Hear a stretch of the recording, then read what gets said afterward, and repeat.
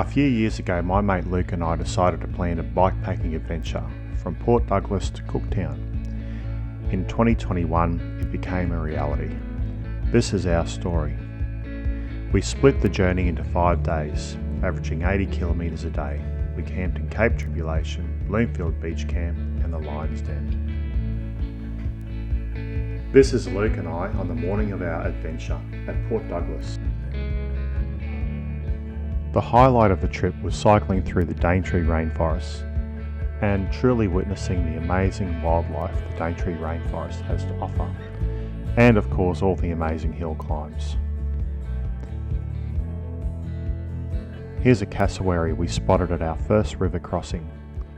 The freshwater creeks in the Daintree are a sight to behold. The water was crystal clear. Hope you enjoy.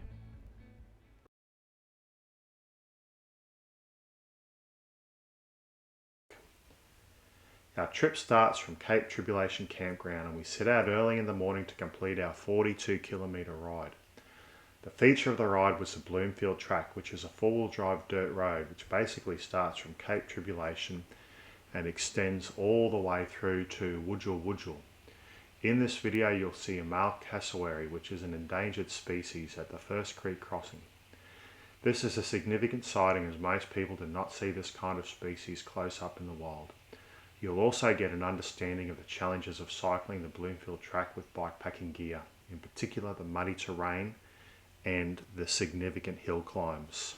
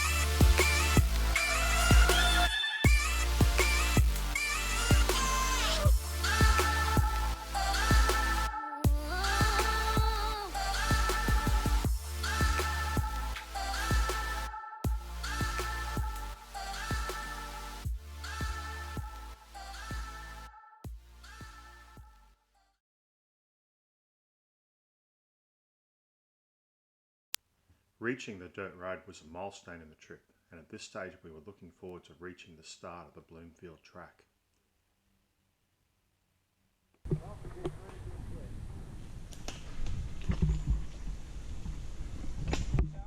Yeah.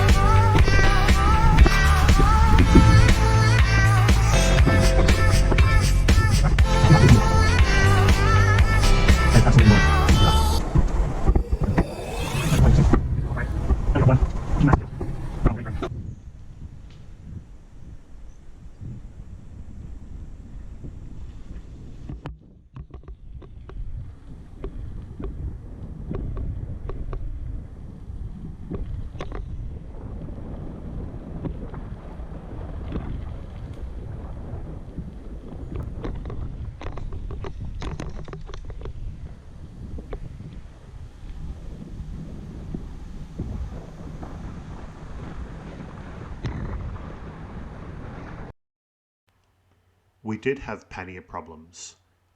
Luke in particular had problems with his pannier, and it was the fact that his foot kept on hitting it, and no matter how much we tried to change that, it just didn't work, and eventually his panniers split. So his panniers were duct taped up, and that's Luke over there having a muck around with his panniers. They did make it through the whole trip, but when we got back to Port Douglas, Luke threw them away. He was really happy about that too.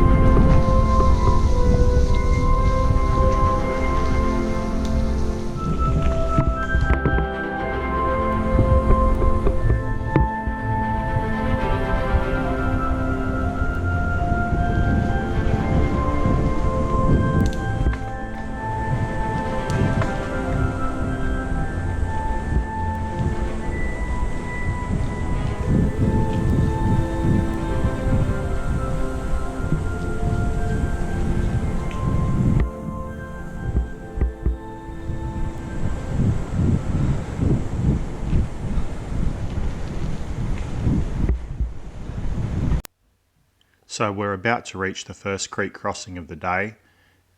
Quite spectacular. The water is crystal clear, and this is where we saw our first cassowary. We actually saw 2 cassowaries on the trip. First creek crossing.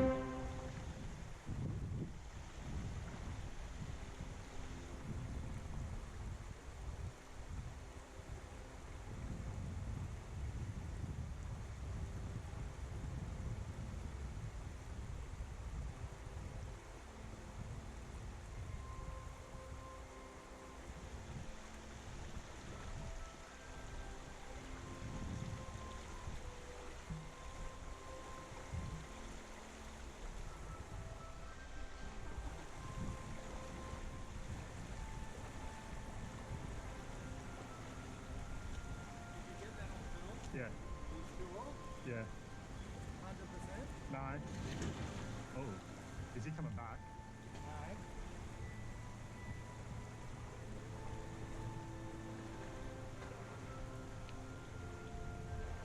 Okay, we're clear. We're clear.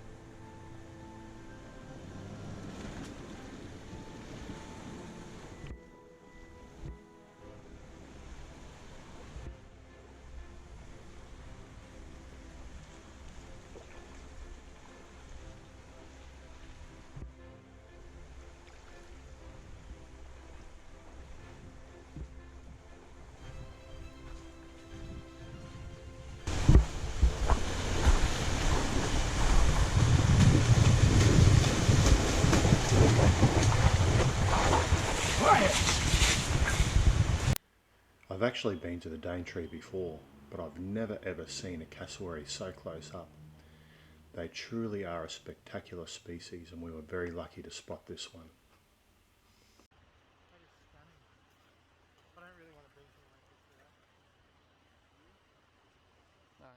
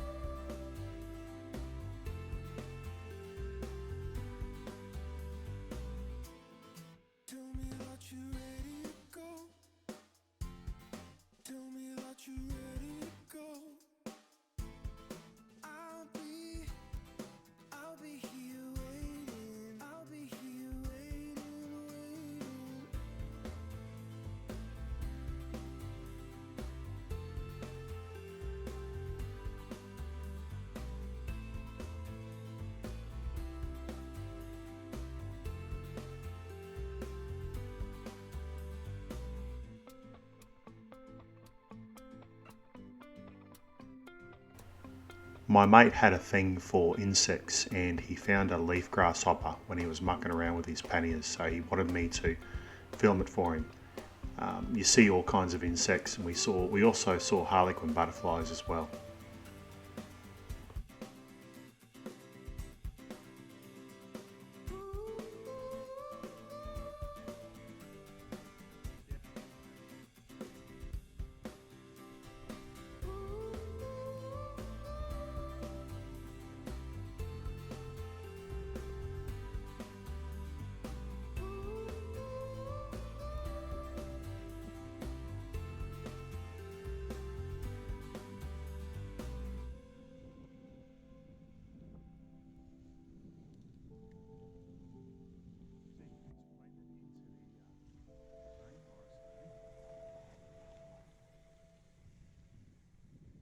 See how quickly it disappeared?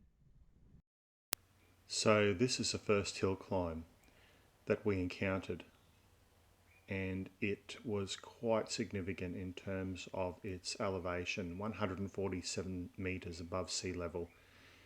And the gradient, well, you can see the gradient there on that first hill.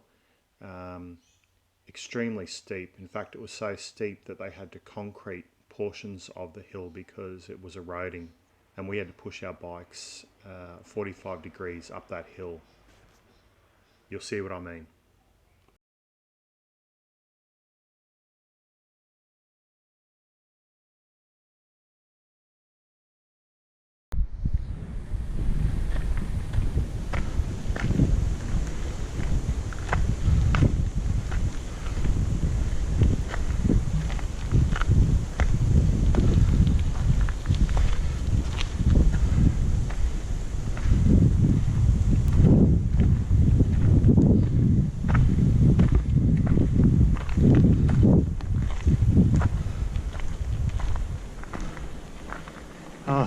number.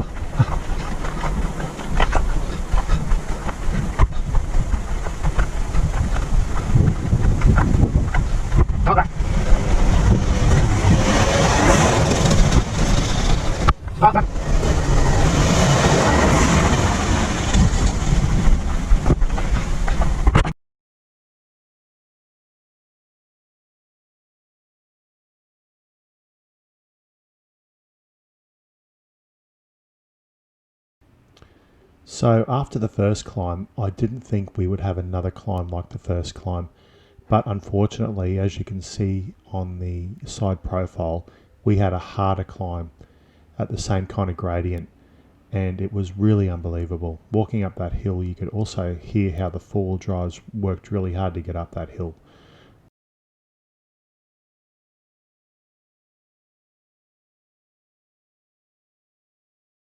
Hang on. Hey, Marcus. What Okay. So we've come to the second major hill in the Daintree.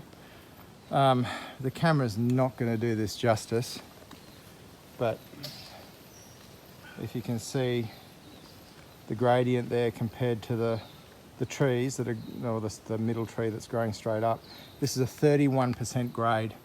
There are four-wheel drives that would be recommended not to attempt this. So we're going to be pushing it up this one. See at the top. Okay, so we have reached the top of the pass. I would say we've been walking up this hill with our bikes for about 20 minutes.